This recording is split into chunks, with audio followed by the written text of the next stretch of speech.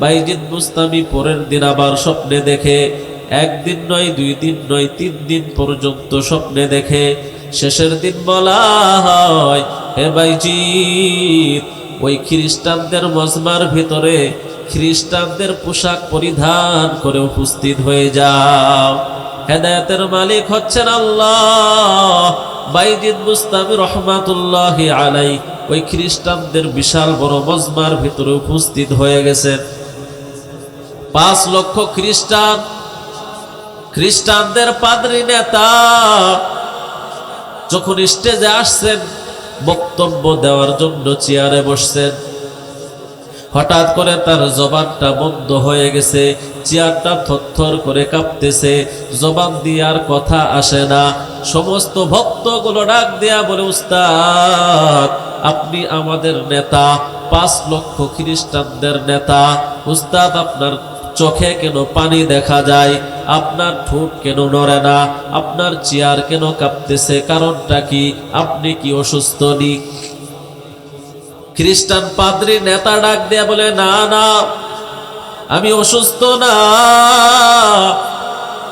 এই 5 লক্ষ খ্রিস্টানদের ভিতরে একজন মুহাম্মদ নবীর উম্মত উপস্থিত আছে, যার কারণে আমার চেয়ার কাঁপতেছে। বলেন আল্লাহু আকবার। সমস্ত খ্রিস্টানরা বলে যে দেখায় দেন, তার গর্দান উড়াইয়া দেন। খ্রিস্টান নেতা ডাক দিয়ে বলে, না না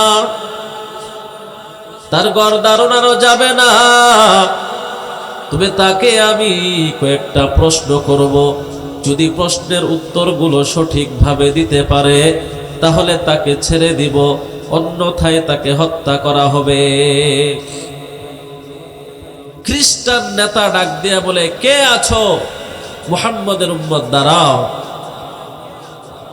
সামনে থেকে সাথে সাথে বাইজিদ বুস্তামি দাঁড়ায় গেছে। বলেন সুবহানাল্লাহ।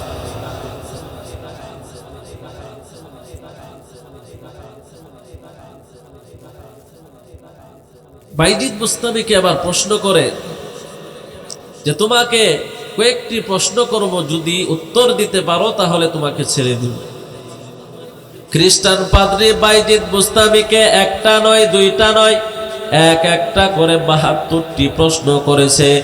আর বাইজিদ বুস্তামি রহমাতুল্লাহি আলাই ওই 72টি প্রশ্নের উত্তর কোরআন দ্বারা দিয়েছে। বলেন সুবহানাল্লাহ। বলে যাও, তোমাকে ছেড়ে দেওয়া হলো। বাইজিদ বুস্তামি ডাক দেয়া বলে, ওগো পাদ্রী নেতা,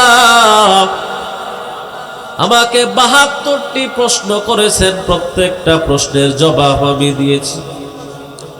আমিও আপনাকে একটা প্রশ্ন করতে চাই, বলেন আপনি প্রশ্নের জবাব দিবেননি? পাদ্রী নেতা ডাক দেয়া বলে, হ্যাঁ অবশ্যই অবশ্যই প্রশ্ন করো, তোমার প্রশ্নের জবাব দেওয়া হবে। ভাই বিশ্বাস টানতেছে, একটু রিভাব বাড়ান। অবশ্যই তোমার প্রশ্নের জবাব দেওয়া হবে। বাইজিদ বুস্তামি রহমাতুল্লাহি আলাই ডাক দেয়া বলে, হে পাদ্রী নেতা,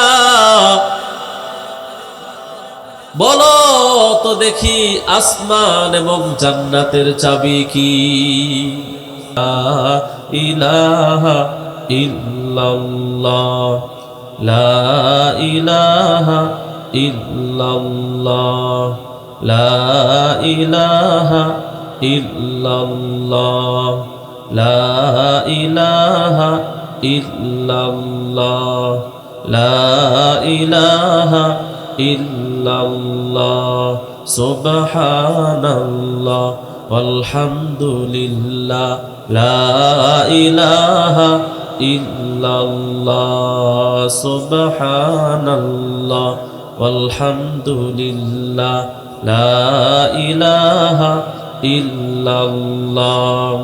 আসমানের মালিক যে আল্লাহ, জমিনের মালিক সে আল্লাহ, লা ইলাহা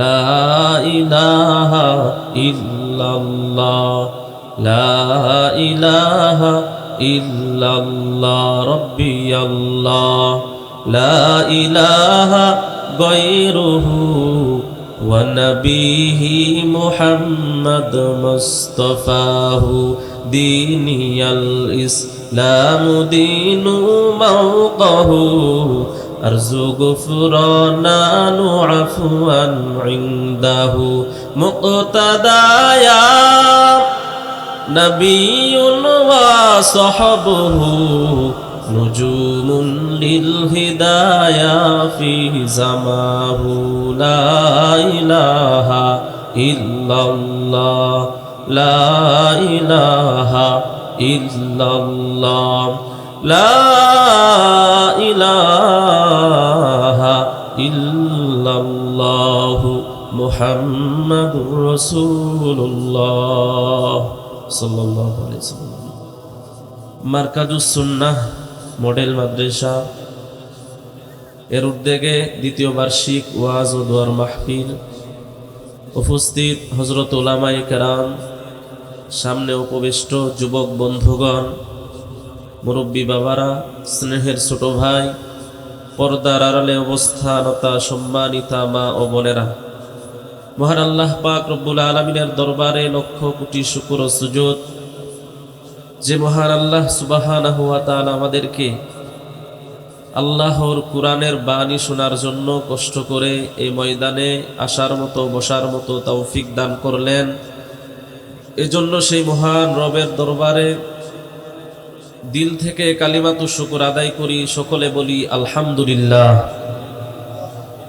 লক্ষ কোটি দুরুদ ও সালাম ওই মদিনাওয়ালার রওজায়, যার ওসিলায় মহাপ্রভু সৃষ্টি করেছেন এ সুন্দরতম পৃথিবীকে, এবং যার ওসিলায় আজও আমরা নিদ্রা থেকে জেগে শুনতে পাই মসজিদের মিনার হতে শ্রুতিমধুর আজানের ধ্বনি।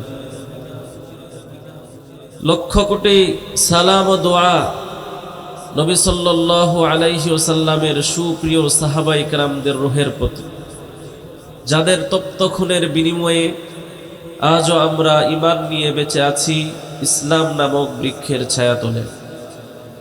সর্বোপরি শুকর যাদের অক্লান্তিক পরিশ্রমে আজকের এই সুন্দর আয়োজন হয়েছে, যারা সহযোগিতা করেছেন টাকা দিয়ে, পয়সা দিয়ে, শ্রম দিয়ে, বুদ্ধি দিয়ে, সময় দিয়ে, সকল সহযোগী ভাইকে যেন আজকের এই মাহফিল নাজাতের ওসিলা বানায় দেন, সকলে বলেন আমিন।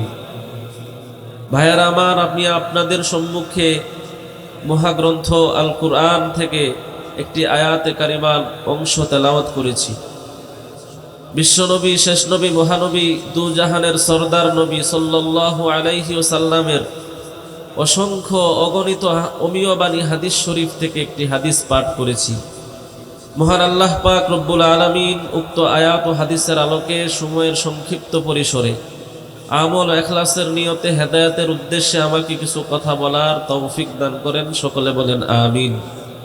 আপনাদেরকেও যেন ধৈর্য সহকারে কিছু সময় আমল ও ইখলাসের নিয়তে হেদায়েতের উদ্দেশ্যে শ্রবণ করার তৌফিক দান করেন, সকলে বলেন আমিন।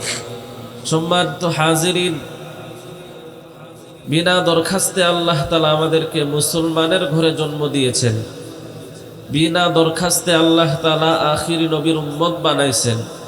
এজন্য খুশি না বেজার? যদি আমরা খুশি হয়ে থাকি, সকলের জবান থেকে একবার শুকর গুজার করব, সকলে বলি আলহামদুলিল্লাহ। আরেকটু জোরে বলা যাবে কি আলহামদুলিল্লাহ? শুকরে নিয়ামত রাকামালে মিদহত গাফেলারা গুশে মালে মিদহত শুকরে না কর দনজাওয়ালে নিয়ামতাস বহরাই শাকির কামালে নিয়ামতাস। শুকরিয়া আদায় করলে আল্লাহর নিয়ামত বাড়ায়া দেন।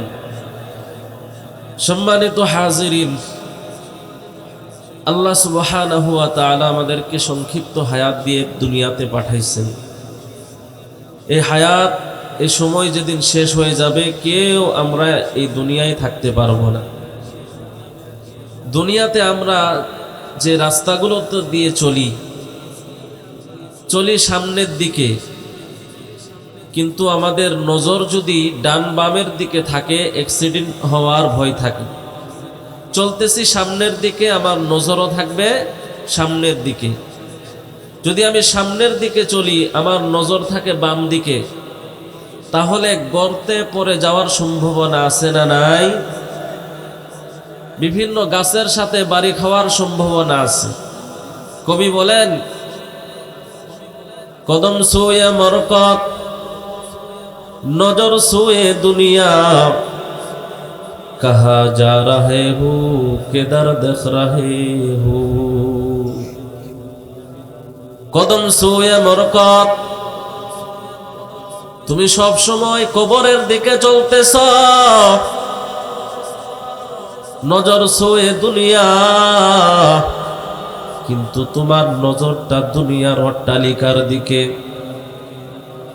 তোমার নজরটা দুনিয়ার ব্যবসা বাণিজ্যের দিকে, তোমার নজরটা দুনিয়ার চাকরি বাকরির দিকে, দুনিয়ার সংসারের দিকে। কদম সোয়ে দুনিয়া, কদম সোয়ে মরকত, তোমার এই কদমটা পা দিয়ে তুমি কবরের পথে চলতেছ। নজর সোয়ে দুনিয়া, কাহা যা রাহে হো কেদার দেখ রাহে হো। তুমি একটু চিন্তা করে দেখো, কোথায় চলতেছো আর কোন দিকে তাকিয়ে আসো। কবরের দিকে চলতেছো, কবরের দিকে তাকাও। কবরে ভালো থাকার জন্য একটু চিন্তা ফিকির করো রে মুমিন। ওই কবর এমন একটা ঘর, যে ঘরে সকলকে যাইতে হবে। দুনিয়ার সব বালাখানা পরে রবে, দুনিয়ার সব অট্টালিকা পরে রবে, তোমাকে একা ওই কবরের ভিতরে রেখে আসবে। আল্লাহ পাক রব্বুল আলামিন বলেন, কুল্লু নাফসিন যায়িকাতুল মাউত, প্রত্যেকটা মানুষের মৃত্যুবরণ করতে হবে, প্রত্যেকটা প্রাণীর মৃত্যুর স্বাদ গ্রহণ করতে হবে। ওয়া ইন্নামা তুওয়াফাউনা উজুরাকুম ইয়াওমাল কিয়ামাহ, কিয়ামতের ময়দানে সব হিসাবের বদলা দেওয়া হবে। দুনিয়াতে নেক আমল করছো রে মুমিন, এই নেক আমলের বদলাও কিয়ামতের ময়দানে দিয়ে দেওয়া হবে। দুনিয়াতে একটু খারাপ কাজ হয়েছে, নাফরমানি হয়েছে, এই নাফরমানির শাস্তি কিয়ামতের ময়দানে ভোগ করতে হবে। ওয়া ইন্নামা তুওয়াফাউনা উজুরাকুম ইয়াওমাল কিয়ামাহ ফামান যুহজিহা আনিন নার ওয়া উদখিলাল জান্নাতা ফাকাদ ফাজ। দুনিয়ার সফলতা আসল সফলতা না, দুনিয়ার সুখ আসল সুখ না, দুনিয়ার কষ্ট আসল কষ্ট না রে মুমিন। পরকালের সুখ হচ্ছে আসল সুখ, পরকালের কষ্ট হচ্ছে আসল কষ্ট। দুনিয়াতে কেউ সফল হতে পারবে না, সফল কাম তো সেই ব্যক্তি ফামান যুহজিহা আনিন নার ওয়া উদখিলাল জান্নাহ ফাকাদ ফাজ, যাদেরকে জাহান্নামের আগুন থেকে মুক্তি দেওয়া হবে, জান্নাতের ভিতরে প্রবেশ করানো হবে, সেই ব্যক্তি মাত্র সফল। হযরত মুসা আলাইহিস সালাম আল্লাহর কাছে গিয়ে বলে, আল্লাহ, আল্লাহর সাথে নবী মুসা কথা বলতেন তুর পাহাড়ে। নবী মুসা আল্লাহ পাক রব্বুল আলামিনকে বলে, ও মালিক, আপনি যখন খুশি হন তখন আপনি কি করেন? আল্লাহ পাক রব্বুল আলামিন বলে, রে মুসা, আমি আল্লাহ যখন খুশি হই আমি আল্লাহ মানুষের উপরে বৃষ্টি বর্ষণ করি, বলেন সুবহানাল্লাহ। বৃষ্টি আল্লাহর রহমত, বৃষ্টির মাধ্যমে মানুষের রিজিক আল্লাহ বাড়ায়া দেন। আল্লাহ বলে আমি যখন বান্দাদের উপরে খুশি হই তখন আমি আল্লাহ বান্দার উপরে বৃষ্টি বর্ষণ করি। কিন্তু সমস্যা হলো বৃষ্টি যদি একদিনের জায়গায় 3 দিন হয় বান্দা বড় নারাজ হয়ে যায়। বৃষ্টি যদি 1 দিন 2 দিন 3 দিন হয় আমরা বেজার হয়ে যাই, ঠিক কিনা বলেন? নবী মুসা ডাক দিয়া বলে, ও মালিক আল্লাহ, আপনি যখন আর একটু খুশি হন তখন আপনি কি করেন? আল্লাহ পাক রব্বুল আলামিন বলে, হে মুসা, আমি আল্লাহ যখন আর একটু খুশি হই আমি আল্লাহ আমার বান্দার বাড়িতে মেহমান পাঠাই। ও মুসলমান, মেহমান আসলে একদিনের জায়গায় যদি 3 দিন থাকে বান্দা বড় নারাজ হয়ে যায়।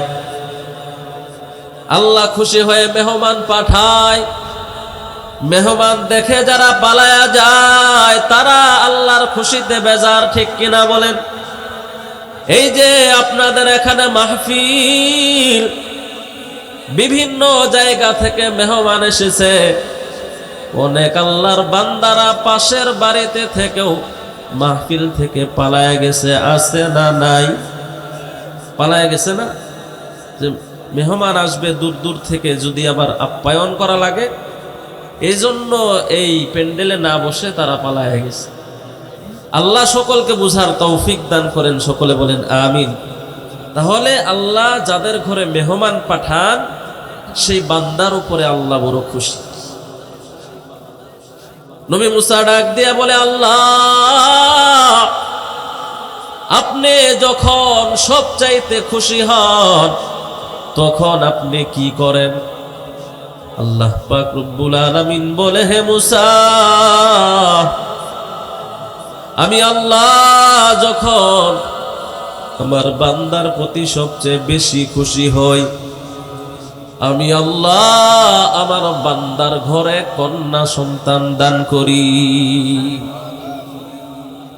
কন্যা সন্তান ঘরে আসা আল্লাহর রহমত, কন্যা সন্তান আল্লাহর বরকত। কিন্তু সমস্যা হলো কন্যা সন্তান যদি একটার জায়গায় 2টা হয় বান্দা বড় নারাজ হয়ে যায়। আল্লাহর নবী বলেন, তোমার একটা কন্যা সন্তান যদি দিনদার বানাও তাহলে তুমি একটা জান্নাতের মালিক, বলেন সুবহানাল্লাহ। 2টা কন্যা সন্তান আল্লাহ দান করেছে, যদি তুমি তোমার কন্যা সন্তান রে দিনদার বানাইতে পারো এই কন্যা সন্তানের ওসিলায় আল্লাহ তোমারে 2টা জান্নাতের মালিক বানায়া দিবে। ও মুসলমান, দুনিয়াটা ধোঁকা, ওয়ামাল হায়াতুদ দুনিয়া ইল্লা মাতাউল গুরুর। দুনিয়াটা হচ্ছে ধোঁকার দুনিয়া, দুনিয়াটা হচ্ছে স্বপ্নের দুনিয়া। স্বপ্নের ভিতরে আমরা কত কিছুই না দেখি, স্বপ্নের ভিতরে কত কোটি কোটি টাকার মালিক হয়ে যায়, কিন্তু ঘুম ভাঙলে সব কিছু স্বপ্ন, কিছুই কাছে থাকে না। স্বপ্ন যেমন ধোঁকা দুনিয়াটাও তেমন ধোঁকা।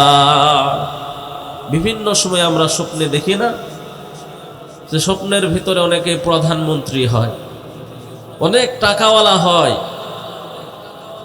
আল্লাহর এক বান্দা স্বপ্নে দেখছে, স্বপ্নে দেখতেছে প্লেনে উঠছে, জীবনে প্লেনে উঠে নাই, স্বপ্নের ভিতরে উঠছে। উঠার পরে প্লেন দিয়ে যাইতেছে, মাশাআল্লাহ খুব সুন্দর দৃশ্য। স্বপ্নের ভিতরে এসে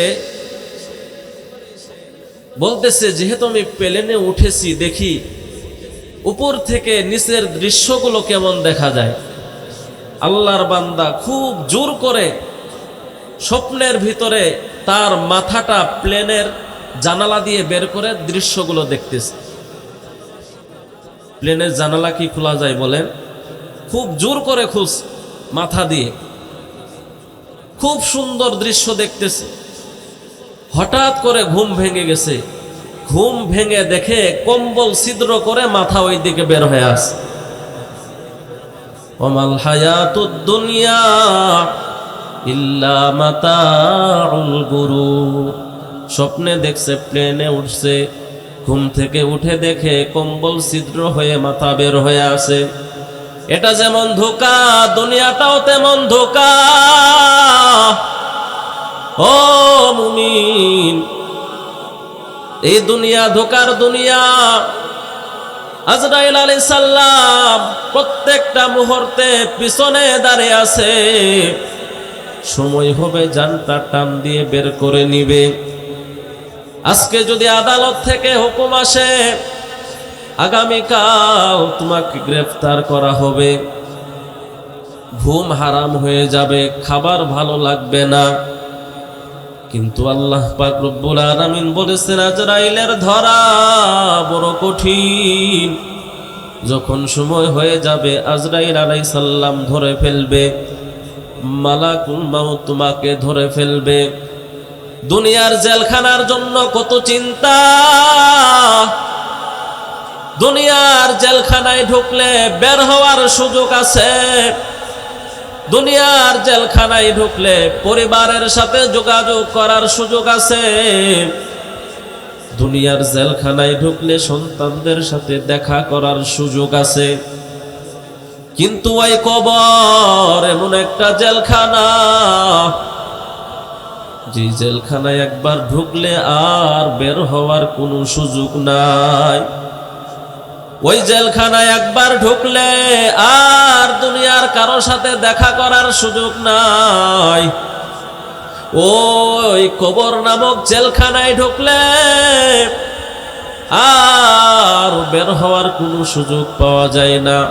বান্দা নেক আমল যদি না থাকে, বদ আমল নিয়ে যদি কবরে যাও, ডানে তাকিয়ে দেখবা মাটি, বামে তাকাইবা মাটি, চারপাশে মাটি আর মাটি। ওই গুনাহের কারণে যদি কবরে আযাব শুরু হয়ে যায়, গুনাহের কারণে যদি কবরে সাপ নিযুক্ত হয়ে যায়, দুনিয়াতে সাপ দেখলে ডাইনে পালাও, বামে পালাও। আর বান্দা কবরে যদি গুনাহের কারণে সাপ এসে যায়, ডানে পালাইবা মাটি, বামে পালাইবা মাটি, পালানোর কোনো জায়গা নাই। ওমাল হায়াতুদ দুনিয়া ইল্লা মাতাউল গুরুর। হে বান্দা, আল্লাহ দুনিয়াতে পাঠাইছে দুনিয়ার প্রতি মেহনত করার জন্য না।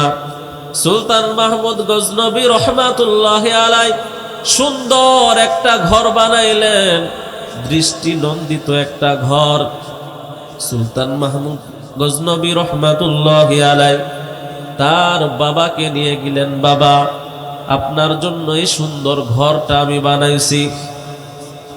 সুলতান মাহমুদ গজনবীর বাবা সম্পূর্ণ বাড়িটা দেখলেন, ঘরটা দেখলেন, চুপ করে দাঁড়ায় থাকলেন।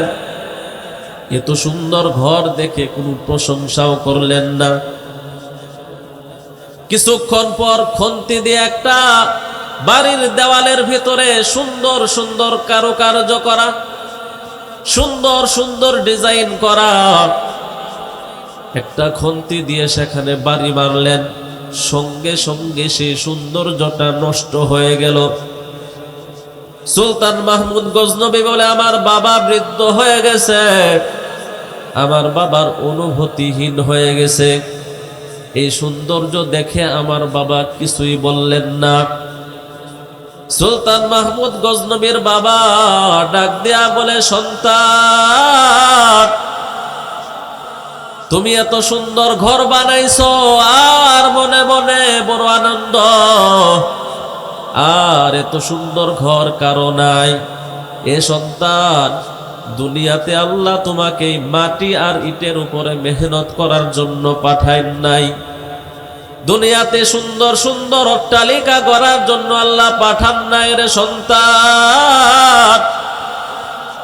وَإِذَا رَأَيْتَ ثَمَّ رَأَيْتَ نَعِيمًا وَمُلْكًا كَبِيرًا।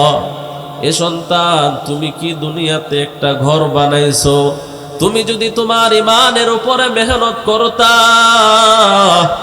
এই ঘরের প্রতি মেহনত না করে তোমার আমলের প্রতি মেহনত করতা, আল্লাহ তাআলা জান্নাতের ভিতরে এই ঘরের চাইতেও কোটি কোটি কোটি কোটি গুণ বেশি সুন্দর ঘর আল্লাহ তোমারে দান করত।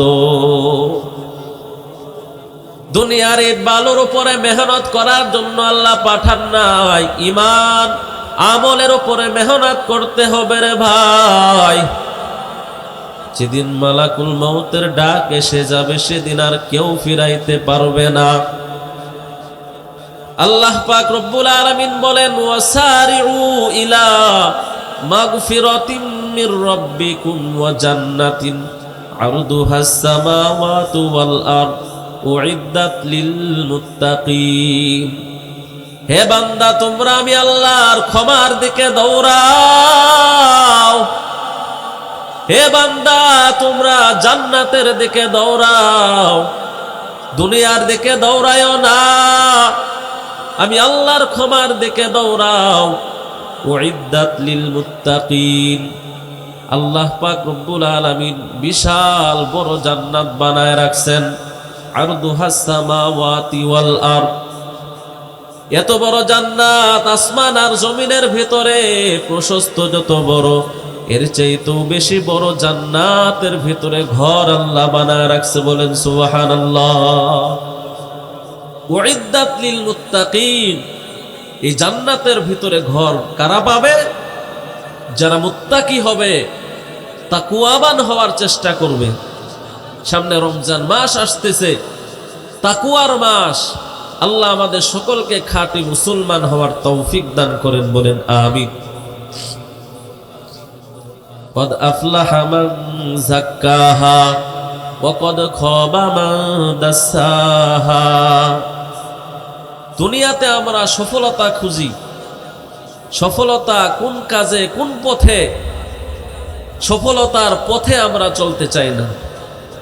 শান্তি খুঁজি, কিন্তু শান্তির পথে আমরা চলতে চাই না।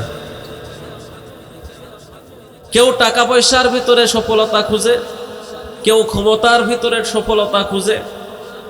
সংক্ষিপ্ত আকারে বলতেছি, কিছুক্ষণের মধ্যে আলোচনা শেষ করব। সফলতাটা আল্লাহ কোথায় রাখছেন? কবি বলেন, এ তোমারে মালো দৌলত, এ তেরা শাহী মহল, ইয়া ও তুঝকো छोड़ देगा या उसे छूड़ेगा तू। এই দুনিয়ার ধন সম্পদ হয়তো তোমাকে ছেড়ে অন্যের হাতে যাবে, নয়তো ধন সম্পদ রেখেই তুমি কবরে যাইবা।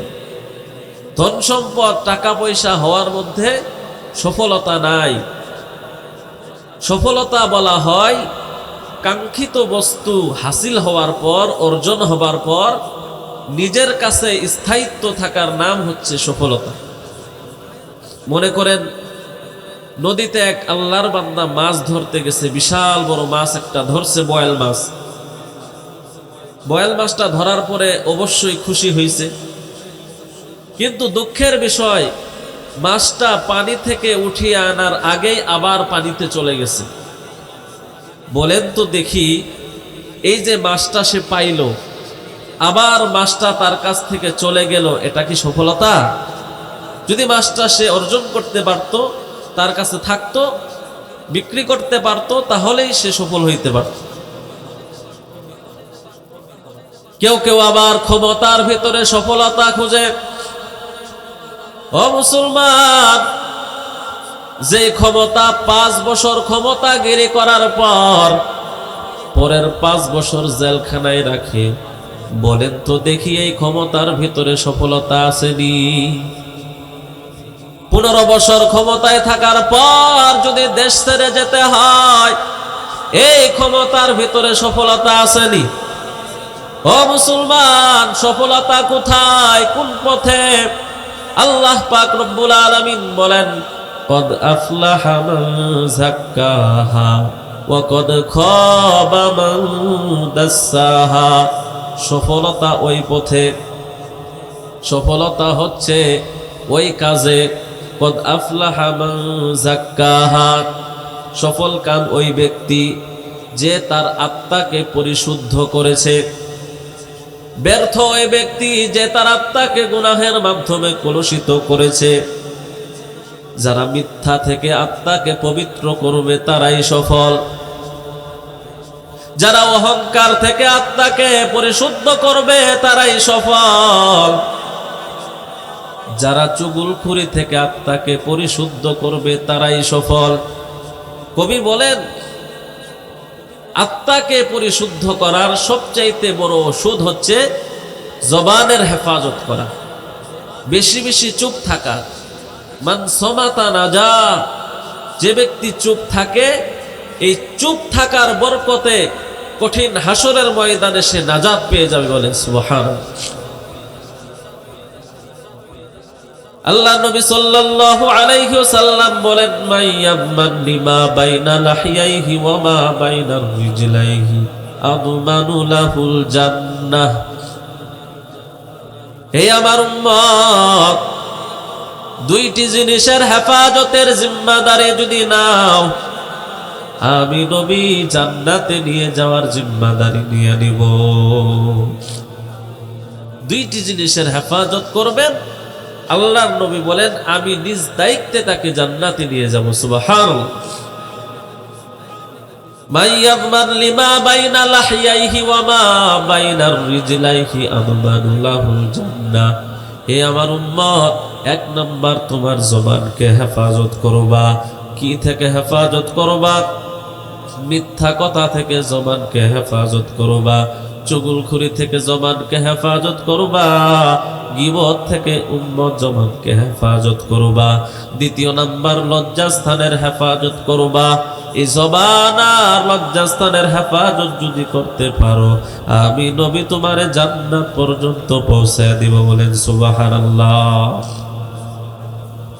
আল্লাহ পাক রব্বুল আলামিন 1400 বছর পূর্বে মেসেজ দিয়েছেন। আজকে আমরা মোবাইলে প্রত্যেক দিন মেসেঞ্জার, ইমোতে মেসেজ খুঁজি। বন্ধু বান্ধব মেসেজ দিলে সেই মেসেজটা আমরা রিপ্লাই দেই, খুঁজি কি মেসেজ দিল। কিন্তু আমার আল্লাহ 1400 বছর পূর্বে উম্মতের জন্য কিছু মেসেজ পাঠাইছে। বড় দুঃখের বিষয়, পরিতাপের বিষয়, আজকে মুসলমান পত্রিকা পড়ার সময় পায়, আল্লাহর মেসেজ, আল্লাহর কালাম, কুরআন পড়ার সময় পাই না। বড় দুর্ভাগ্য। আজকে কত জায়গায় কত সময় নষ্ট হয়ে যায় রে উম্মত। আল্লাহর কোরআন পড়ার সময় আমরা বাহির করতে পারি না। আল্লাহ পাক রব্বুল আলামিন 3টা মেসেজ দিয়েছেন। এই আয়াতটা বলে আমি আমার কথা শেষ করব। আল্লাহ পাক রব্বুল আলামিন বলেন, ইয়া আইয়ুহাল্লাযীনা আমানু ইজতানিবু কাসীরাম মিনাজ-যন্ন। ইয়া আইয়ুহাল্লাযীনা আমানু, হে ইজতানিবু কাসীরাম মিনাজ-যন্ন, তোমরা অধিক ধারণা থেকে বেঁচে থাকো। ইন্না বা'দায-যন্নি ইসমুন, নিশ্চয়ই কিছু কিছু ধারণা হচ্ছে পাপ। আমরা অনেক সময় মানুষকে কুধারণা করি, মনে মনে ভাবি ব্যক্তি মনে এরকম খারাপ। আল্লাহ তাআলা বলেছেন এই কুধারণা থেকে তোমরা বেঁচে থাকো, তাহলে তোমার পারিবারিক জীবন, সামাজিক জীবন শান্তি ফিরে আসবে। বলেন সুবহানাল্লাহ। নবী সাল্লাল্লাহু আলাইহি সাল্লাম বলেন, ইন্নাল্লাহা হাররামা আলাইকুম দিমাউকুম ওয়া আমওয়ালুকুম ওয়া আ'রাদুকুম ওয়া আন তাযুন্নু যান্নাস-সাউ। নিশ্চয়ই আল্লাহ তাআলা হারাম করেছেন তোমাদের উপরে, কাউকে আঘাত করতে পারবা না, কাহারো সম্পদ লুণ্ঠন করা হারাম, মানুষের সম্মান নষ্ট করা হারাম, তেমনি ভাবে মানুষের ব্যাপারে খারাপ ধারণা করাও হারাম। আল্লাহ আমাদেরকে বেঁচে থাকার তৌফিক দান করেন, বলুন আমিন। আয়াতের দ্বিতীয় অংশে আল্লাহ বলেন, ওয়ালা তাজাসসু, তোমরা গুপ্তচর বৃত্তি করবা না, একে অপরের দোষ খুঁজবা না, একে অপরের দোষ অন্বেষণ করবা না। আল্লাহর নবী বলেন, ওয়ালা তাজাসসু ওয়ালা তাহাসসু ওয়ালা তানাফাসু ওয়ালা তাহাসাদু ওয়ালা তাবাগুদু ওয়ালা তাদাবারু ওয়া কুনু ইবাদাল্লাহি ইখওয়ানা। আল্লাহ নবী বলেন, তোমরা একে অপরের বিরুদ্ধে হিংসা করবা না, একে অপরের দুশ্চর্চা করবা না, তোমরা একে অপরের বিরুদ্ধে নিজেদের মধ্যে শত্রুতা মনে করবা না। ওয়া কুনু ইবাদাল্লাহি ইখওয়ানা, তোমরা একে অপরের আল্লাহর বান্দা হিসাবে ভাই ভাই হয়ে থাকবা। আল মুসলিমু আখুল মুসলিম, মুসলমান মুসলমান ভাই। নবী বলেন, মান সাতারা মুসলিমান সাতারাহুল্লাহু ফিদ দুনিয়া ওয়াল আখিরাহ, যে ব্যক্তি তার মুসলমান ভাইয়ের দোষ গোপন রাখবে, আল্লাহ তাআলা কিয়ামতে সেই বান্দার দোষ গোপন রেখে জান্নাত দান করবে। কিন্তু আজকে বর্তমান রাজনীতি, কে কার কত বেশি দোষ চর্চা করা যায়, ঠিক কিনা বলে? আজকে রাজনীতিটা যদি এমন হয়তো, হযরত উমরকে যখন নবীজি সাল্লাল্লাহু আলাইহি ওয়াসাল্লামের খেলাফত পেয়ে যায়, হযরত উমর যখন বাদশাহী পেয়ে যায়, বাদশাহী পাওয়ার পরে হযরত উমর গুনগুন করে কান্না করে। সাহাবায়ে কেরাম জিজ্ঞাসা করলেন, আমিরুল মুমিনিন, কান্নার কারণ কি? আপনার তো খুশি হওয়ার কথা। হযরত উমর বলে, না না, এই বাদশাহী পেয়ে আমি যতটুকু খুশি হয়েছি, মসজিদের মুয়াজ্জিন হতে পারলে আল্লাহর কসম কোটি গুণ বেশি আমি খুশি হইতাম। তাহলে নিজেকে ছোট মনে করা, বড় মনে না করা। ওয়ালা তাজাসসু, তোমরা একে অপরের ব্যাপারে দুশ্চর্চা করবা না। আল্লাহ তাআলা বলেন, ওয়ালা ইয়াগতাব বা'দুকুম বা'দা, তোমরা একে অপরের গীবত করবা না। গীবত করা যাবে না। আয়ুহিব্বু আহাদুকুম আইয়াকুলা লাহমা আখিহি মাইতান ফাকারিহতুমু, তোমরা কি পছন্দ করো তোমার মৃত ভাই সেখানে মরা অবস্থায় শুয়ে আছে, তুমি তোমার মৃত ভাইয়ের গোশত খাইবা? মানুষ মৃত ভাইয়ের গোশত খাওয়া যেমন অপছন্দ করে, তেমনি ভাবে একে অপরের গীবত করাও অপছন্দনীয় কাজ। ওয়াত্তাকুল্লাহ, হে বান্দা, এই সমস্ত গুনাহ যদি তোমার হয়ে থাকে, ইন্নাল্লাহা তাওয়াবুর রহিম, আমি আল্লাহ বড় দয়ালু, আমি আল্লাহর কাছে তওবা করো, আমি আল্লাহ দয়া করে তোমার তওবা কবুল করে জীবনের সব গুনাহগুলো মাফ করিয়া দিব। আল্লাহ পাক রব্বুল আলামিন বলেন, ওয়া'বুদুল্লাহ, হে বান্দা, তোমরা আমি আল্লাহর ইবাদত করবা। ওয়ালা তুশরিকু বিহি শাইআ, আমি আল্লাহর সাথে কাউকে শরীক করবা না। আল্লাহ বলে, আমি আল্লাহ বান্দা তোমাদের উপরে একটা পাওনাদার। কি পাওনাদার? শিরিক মুক্ত ইবাদত আমি আল্লাহকে দিবা। আমি আল্লাহর কাছেও পাওনা, তুমি বান্দা, তুমি পাওনাদার। বান্দা শিরিক মুক্ত ইবাদত যদি আমি আল্লাহকে দিতে পারো, আমি আল্লাহ তোমাদের পাওনা জান্নাত তোমাদেরকে দান করব। শর্ত, শিরিক মুক্ত ইবাদত আল্লাহর কাছে দাও। আল্লাহ পাক রব্বুল আলামিন বলেন, ওয়াবিল ওয়ালিদাইনি ইহসানা, তোমার মা বাবার সাথে ভালো ব্যবহার করবা। এ যুবক বন্ধু, আল্লাহর নবী বলেন হুমা জান্নাতুকা ওয়া নারুকা, তোমার মা হলো তোমার জন্য জান্নাত, তোমার মা বাবাই হলো তোমার জন্য জাহান্নাম। অর্থাৎ বান্দা মা বাবার সাথে যদি বেয়াদবি করো, খারাপ আচরণ করো, পরিণাম ফল জাহান্নাম। বান্দা মা বাবার সাথে যদি ভালো ব্যবহার করো, বান্দা পরিণাম ফল হবে তোমার জান্নাত। আদবলা সন্তান হও রে যুবক, দুনিয়াতে যদি সফলতা চাও, মা বাবার সাথে বেয়াদবি করা যাবে না। দুনিয়া আখিরাতের সফলতা যদি চাও, মা বাবার দোয়া ছাড়া সম্ভব না। এ যুবক, যারা মারে কষ্ট দাও, বাবারে কষ্ট দাও, আল্লাহর কসম করে বলি, মা বাবারে কষ্ট দিয়ে কেউ শান্তি পায় নাই। ওই মা যার হারাইছে, বাবা যার হারাইছে, তারাই বুঝে কেমন জিনিস তারা দুনিয়াতে হারিয়ে ফেলছে। কেমন মা সন্তানের প্রতি মায়া। সন্তান যদি বিদেশের জমিনে কিছু হয় বা মারা যায়, দুনিয়ার কোনো মানুষে জানে না, সবার আগে জানে মা, মায়ের অন্তর জানে। হে যুবক, এমন একজন সন্তান হও, তোমার কারণে যেন তোমার মা বাবা সম্মানিত হয়।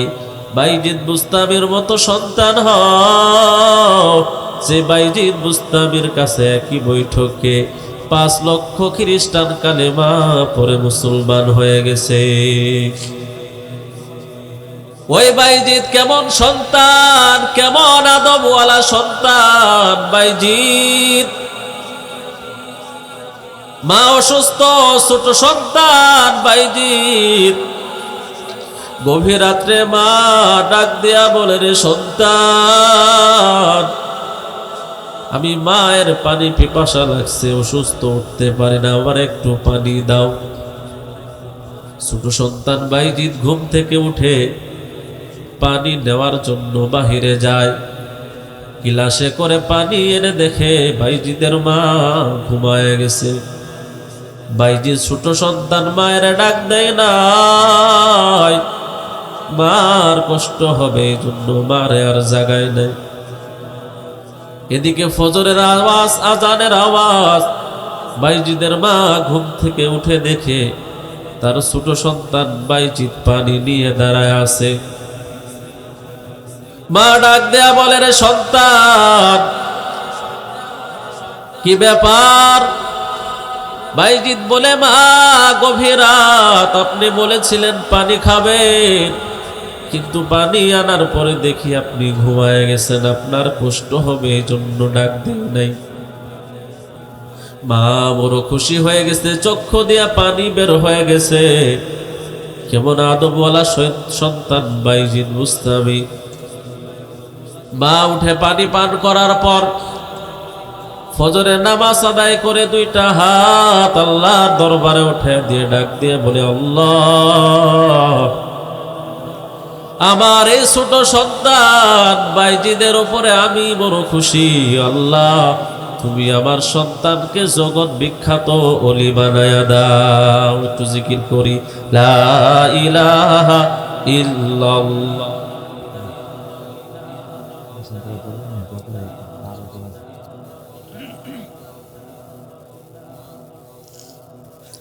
লা ইলাহা ইল্লাল্লাহ, লা ইলাহা ইল্লাল্লাহ, লা ইলাহা ইল্লাল্লাহ, মুহাম্মাদুর রাসূলুল্লাহ। বাইজিদ বুস্তামের ঘটনাটা একটু শেষ করতে চাচ্ছি, কি বলেন? থাকবেন তো 5 মিনিট?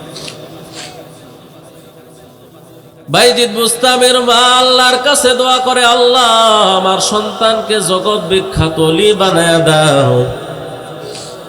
বাইজিদ বুস্তামি বাবা হারায়, এতিম বাবা নাই, মা অন্যের বাসায় কাজ করে।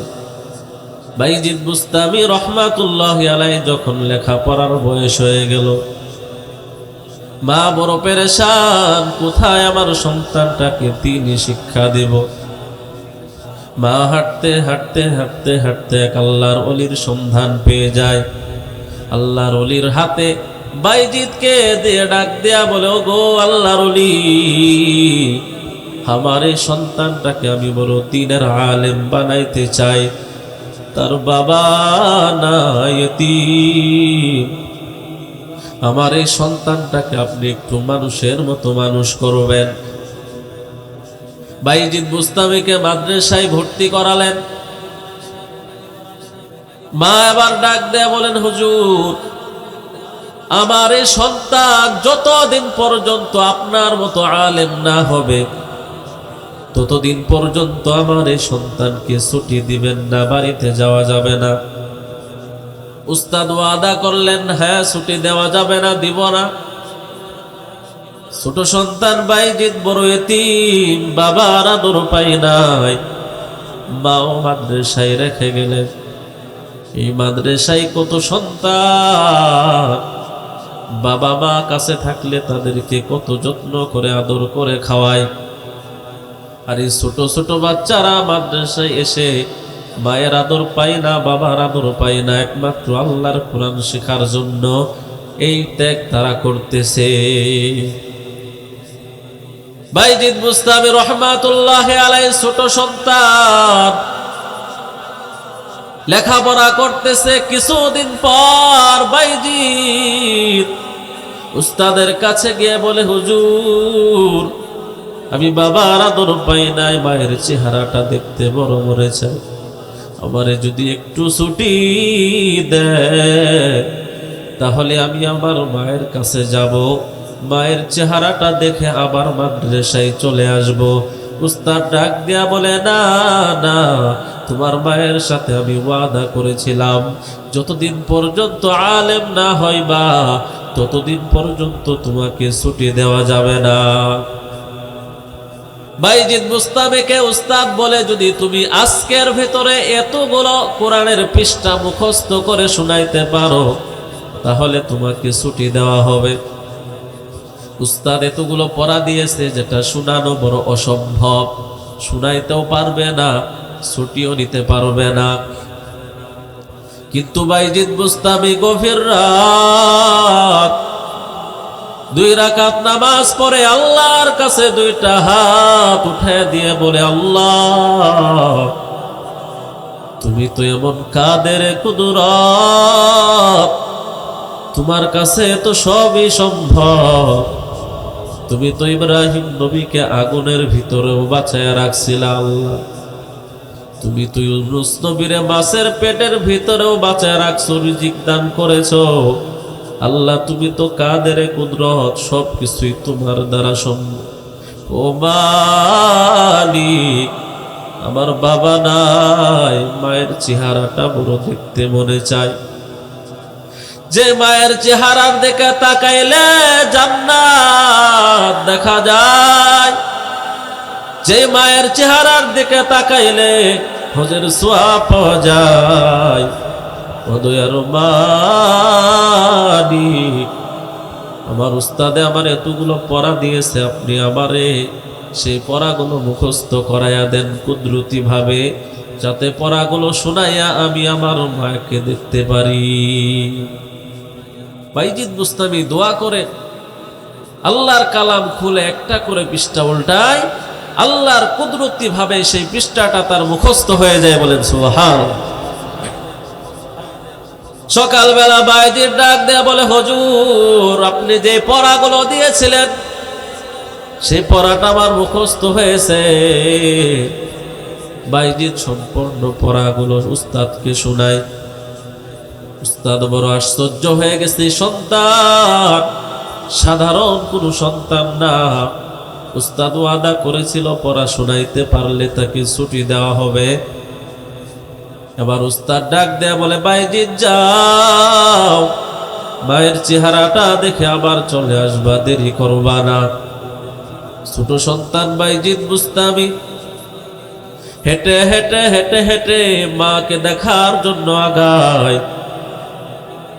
বাড়িতে যাইতে যাইতে রাত হয়ে যায়। রাত্রিবেলা দরজার কিনারায় দাঁড়িয়ে ডাক দেয়, ও মা, আমি তোমার সন্তান বাইজিদ বুস্তামি, দরজাটা খুলে দাও।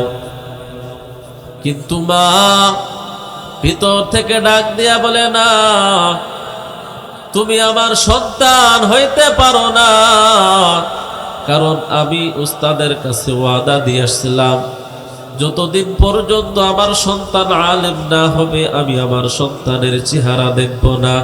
তুমি যাও যাও, তুমি আমার সন্তান হইতে পারো না, আলেম না হওয়া পর্যন্ত আমি আমার সন্তানের চেহারা দেখতে চাই না। কেমন মা! বাইজিদ বুস্তামি আদবওয়ালা সন্তান, আবার মাকে না দেখে আবার মাদ্রাসার দিকে রওনা। হুজুর ডাক দিয়া বলে, কি ব্যাপার, মায়ের চেহারা দেখছো নি? বাইজিদ বলে, না না, মা বলেছে যতক্ষণ পর্যন্ত আপনার মতো আলেম না হবো আর মা চেহারা দেখাবে না।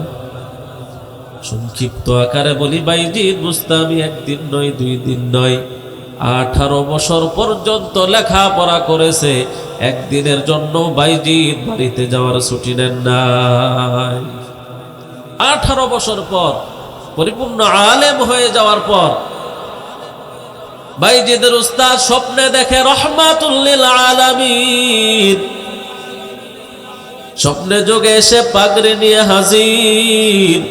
ডাক দিয়ে বলে, আল্লাহর বান্দা, তোমার ছাত্র বাইজিদকে পাগড়ি, বেলায়েতের পাগড়ি পরায় দাও, আর তাকে বলে দাও দ্বীন প্রচার করার জন্য। বাইজিদ বুস্তামি কেমন একজন আল্লাহর ওলি, যার কাছে এক চোর গেলে, ডাকাত গেলেও হেদায়েত আল্লাহ তাআলা তাকে দিয়ে দিত। 5 লক্ষ খ্রিস্টান একই বৈঠকে কালেমা পড়ে মুসলমান হয়ে যায় এই বাইজিদ বুস্তামির হাতে।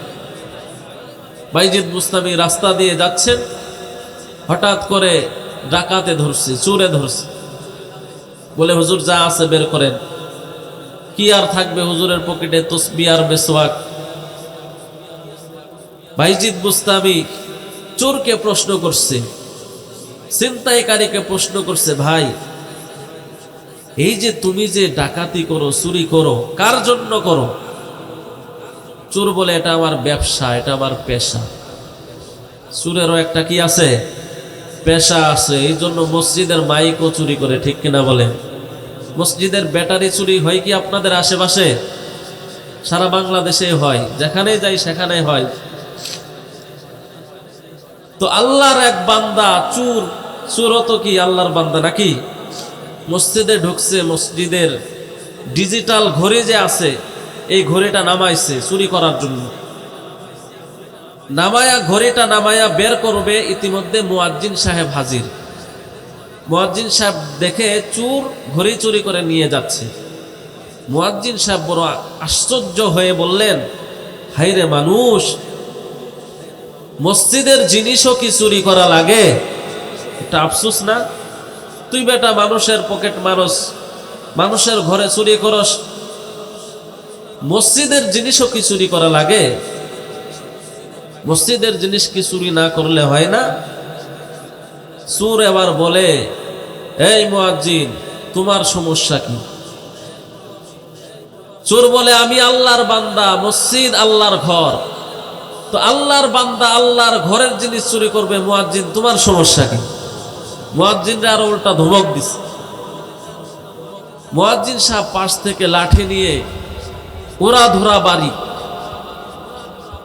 মুয়াজ্জিন আবার ডাক দেয়া বলে, হে চোর, তুমি আল্লাহর বান্দা, মসজিদ আল্লাহর ঘরের জন্য চুরি করো, কোনো সমস্যা নাই। আমি মুয়াজ্জিন আল্লাহর বান্দা, তুমি চোর তো আল্লাহর বান্দা। আল্লাহর বান্দা হয়ে আল্লাহর বান্দারে মারবে, সমস্যা কোথায়?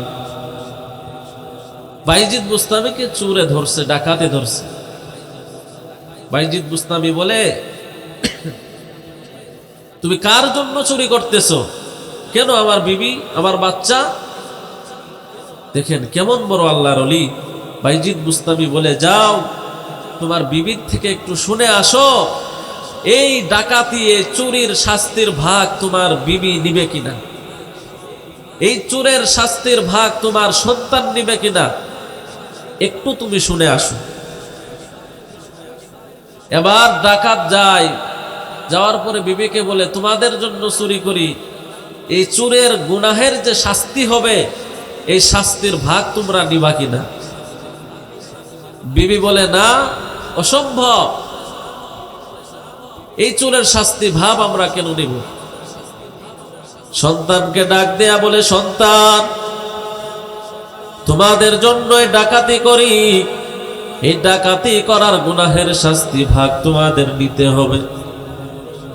সন্তানগুলো ডাক দেয়া বলে, না না, আপনি কোথায় থেকে ইনকাম করবেন সেটা আপনার ব্যাপার, তবে আপনার চুরি ডাকাতির শাস্তির ভাগ আমরা নিব না। ওইদিকে বাইজিদ বুস্তামি দোয়া করতেছেন, আল্লাহ এই ডাকাতকে আপনি হেদায়েত দেন। দিলটা বড় নরম হয়ে গেছে। চোর এবার বাইজিদ বুস্তামির কাছে যায়। বাইজিদ বুস্তামি বলে, কি ব্যাপার, কি শুনলাম? ওইদিকে বাইজিদ বুস্তামি দোয়া করে। চোর এবার তার ভুল বুঝতে পারে, সঙ্গে সঙ্গে তওবা করে খাঁটি মুসলমানে রূপান্তরিত হয়ে যায়। সংক্ষিপ্ত আকারে বলি, বাইজিদ বুস্তামি স্বপ্নে দেখতেছেন যে অমুক একটা মজমা হবে, বিশাল বড় মজমা, খ্রিস্টানদের মজমা। হে বাইজিদ, যাও ওই মজমার ভিতরে তুমি উপস্থিত হয়ে যাও। বাইজিদ বুস্তামি স্বপ্নের ভিতরে বলে, ওইটা তো খ্রিস্টানদের মজমা, খ্রিস্টানদের মাহফিল, আমি কেন সেখানে যাব? সেখানে আমি যদি আমার পোশাক পরে যাই তাহলে তো তারা আমাকে মেরে ফেলবে। বাইজিদ বুস্তামি পরের দিন আবার স্বপ্নে দেখে, একদিন নয়, 2 দিন নয়, 3 দিন পর্যন্ত স্বপ্নে দেখে। শেষের দিন বলা হয়, হে বাইজিদ, ওই খ্রিস্টানদের মজমার ভিতরে খ্রিস্টানদের পোশাক পরিধান করে উপস্থিত হয়ে যাও। হেদায়েতের মালিক হচ্ছেন আল্লাহ। বাইজিদ বুস্তামি রহমাতুল্লাহি আলাই ওই খ্রিস্টানদের বিশাল বড় মজমার ভিতরে উপস্থিত হয়ে গেছেন। 5 লক্ষ খ্রিস্টান, খ্রিস্টানদের পাদ্রী নেতা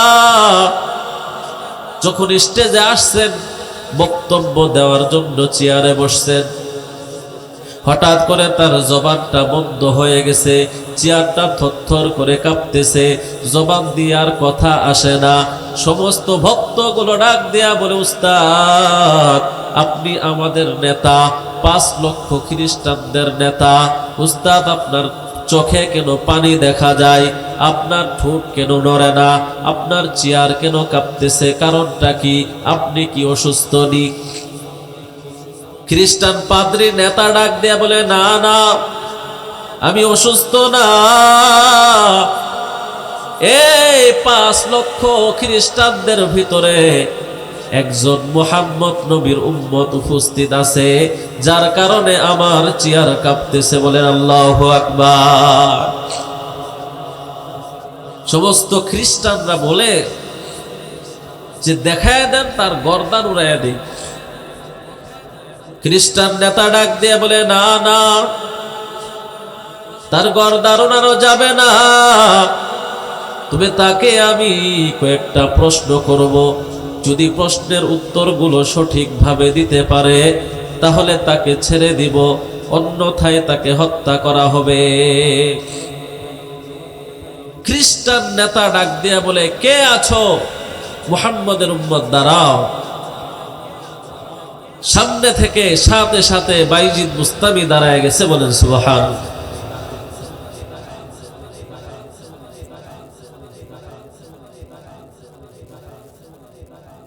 বাইজিদ বুস্তামিকে আবার প্রশ্ন করে যে তোমাকে কয়েকটি প্রশ্ন করব, যদি উত্তর দিতে পারো তাহলে তোমাকে ছেড়ে দিব।